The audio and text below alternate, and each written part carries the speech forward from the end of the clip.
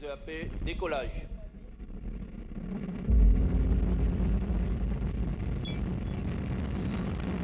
Lancé par une fusée Ariane 5 depuis le centre spatial de Kourou en Guyane, le télescope spatial James Webb a été conçu pour répondre aux grandes questions de l'astrophysique, comme la formation dans l'univers des premières galaxies et de leurs premières étoiles, des planètes et des exoplanètes, ou la composition des atmosphères de planètes extrasolaires.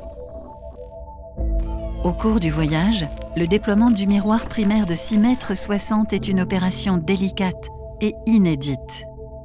Son immense écran solaire composé de 5 couches et de la taille d'un terrain de tennis permet un refroidissement du télescope à environ 50 Kelvin.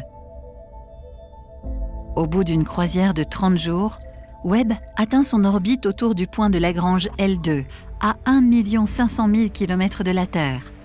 Un environnement stable et froid, des conditions nécessaires pour observer le rayonnement infrarouge avec une sensibilité sans précédent.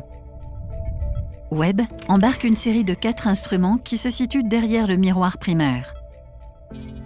L'instrument MIRI est constitué d'une caméra et d'un spectromètre à intégrale de champ qui observe dans l'infrarouge moyen entre 5 et 28 micromètres.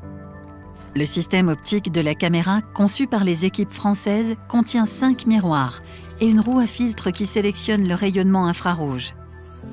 Les images se forment sur un détecteur refroidi à une température de 7 Kelvin, soit moins 266 degrés Celsius.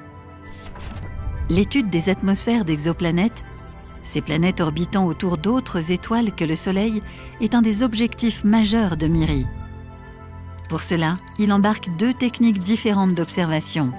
La première est une innovation technique appelée coronographie à masque de phase. Les coronographes de MIRI associent un masque situé à l'entrée de l'instrument et un diaphragme placé dans la roue à filtre. L'objectif est d'atténuer la lumière de l'étoile centrale pour observer le très faible signal émis par une exoplanète, en s'inspirant du principe des éclipses solaires. MIRI sera le premier instrument spatial à utiliser ce type de coronographe.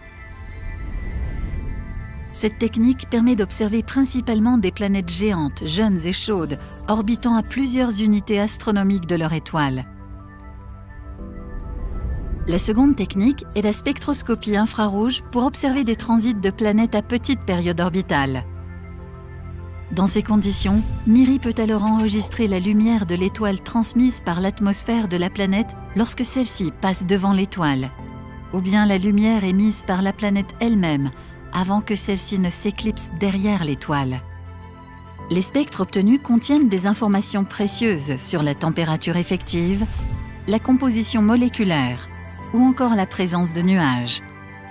Si les exoplanètes géantes gazeuses seront les cibles privilégiées de MIRI, on pourra aussi détecter par cette technique des petites planètes rocheuses. Grâce aux capacités de MIRI et du télescope Webb, les chercheurs pourront mieux comprendre la formation des systèmes exoplanétaires ainsi que les caractéristiques physiques et chimiques de leur atmosphère. Et peut-être commencer à étudier les conditions d'habitabilité sur ces mondes éloignés de notre système solaire.